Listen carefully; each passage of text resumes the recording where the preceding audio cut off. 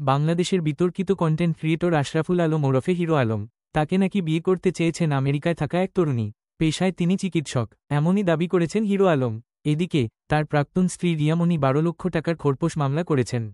কিন্তু সেদিকে খুব একটা মাথা ঘামাচ্ছেন অভিনেতা। বিয়ের প্রস্তাব পেয়ে খুশিতে ডগমগ তিনি। জানা গিয়েছে, গত সোমবার আদালতে খোরপোশ চেয়ে মামলা করেন রিয়ামণি। ভরণ-পোষণের জন্য ১২ লাখ টাকা দাবি করেন। এর মাঝেই সংবাদমাধ্যমে হিরো আলম বলেন, তাকে আমেরিকায় নিয়ে যেতে চান এক তরুণী চিকিৎসক। ওই তরুণীরা নাম আইয়িশি আক্তার। তিনি নিউ ইয়র্কের কুইন্সে বসবাস করেন। আইয়িশি একটি মেডিকেল কলেজ থেকে এমবিবিএস শেষ করার পর ইন্টার্ন করছেন। হিরো আলমের দাবি, আইয়িশির সঙ্গে পরিচয় আমার অনেকদিন আগে থেকেই।